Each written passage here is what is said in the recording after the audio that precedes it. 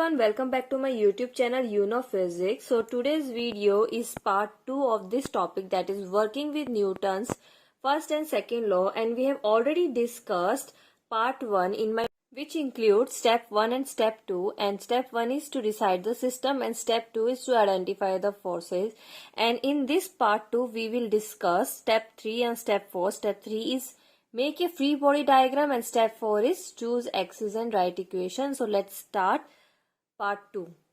So once we have decided the system and identify the forces that is acting on that system, we will make a free body diagram represented by this, so that it will become easy for us to understand which system we are taking and what forces we are talking about in our system. So now we are representing the system by a point in a different diagrams. For हमने ये वाला जो example हमने अपने step 2 में consider करके चले थे, मैं वही एग्जाम्पल यहाँ लेके चल रही हूँ. फाइन. अगर हम बॉय को एज अ सिस्टम मान रहे हैं तो हमने इसको किससे रिप्रेजेंट किया है? बॉय ए पॉइंट. फाइन. अगर हम लॉर्ड को कंसिडर करके चल रहे हैं अपना सिस्टम तो हमने इसको भी रिप्रेजेंट किया है एज ए पॉइंट. बस हमें ये पता होना चाहिए कि हमने ये वाला सिस्टम लिया है बॉय को या हमने किसको लिया है? लॉर्ड को. And we are drawing vectors. See हमने यहाँ पर वेक्टर्स को ड्रॉ किया है and that is representing the forces that is acting on this system, and this arrow is show कि हमारी किस डायरेक्शन में वो फोर्स लग रही है. Fine.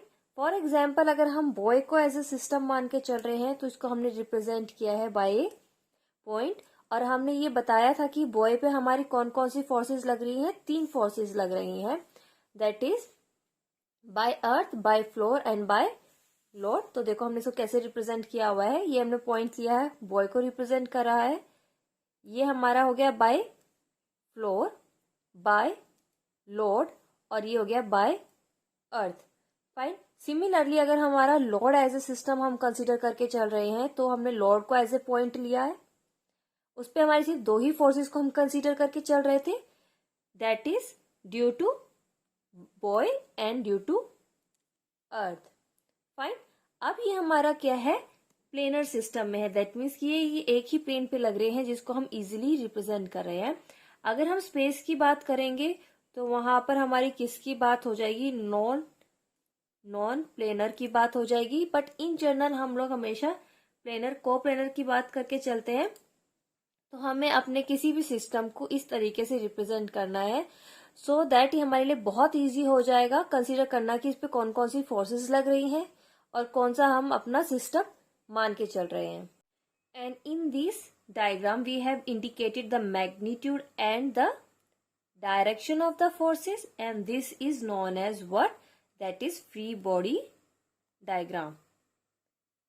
Free body diagram. So this is our step 3. Fine. Now step 4 is to choose axis and write equation, and we know that there are 3 mutually perpendicular directions we generally take, that is x, y and z direction. X, y and z direction. Fine.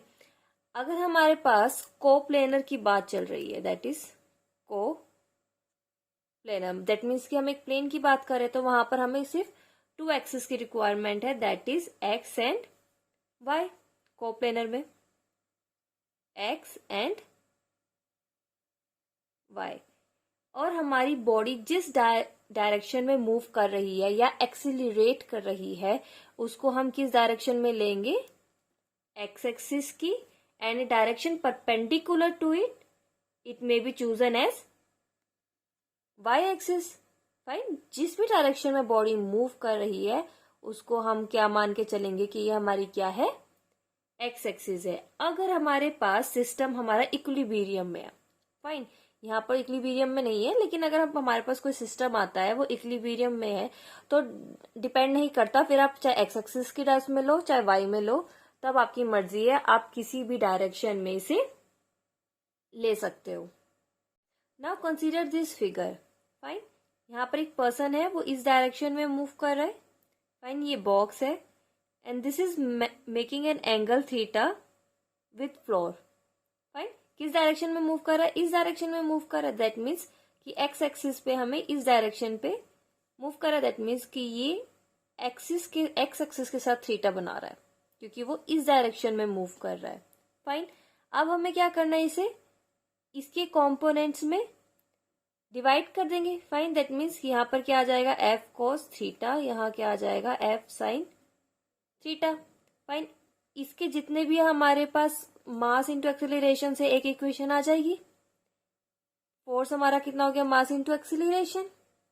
Fine, अब जो y वाली axis है, जो भी F sine theta बनेगा, उसका summation किसके equal आ जाएगा, जीरो के इक्वल। जीरो के इक्वल क्यों है, क्योंकि उसका किसी पे इफेक्ट नहीं पड़ेगा क्योंकि वो तो परपेंडिकुलर डायरेक्शन में है। फाइन, तो एक इक्वेशन हमारी आ गई यहां से, एक इक्वेशन आ गई हमारी यहां से।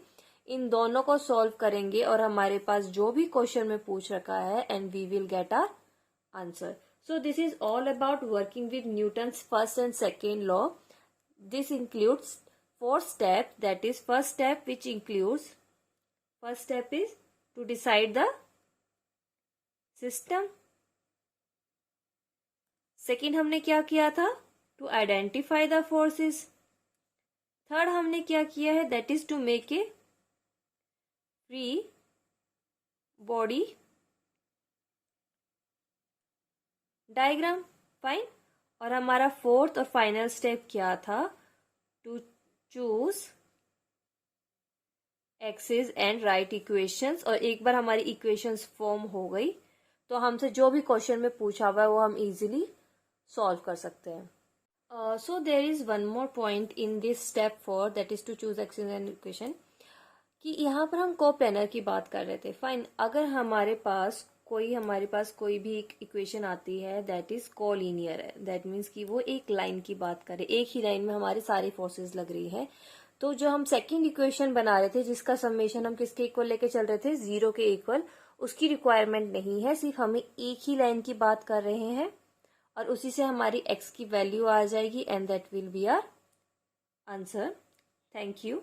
And in my next video, we are going to solve some numericals. So stay tuned. And if you like my video, please like, share and subscribe my channel.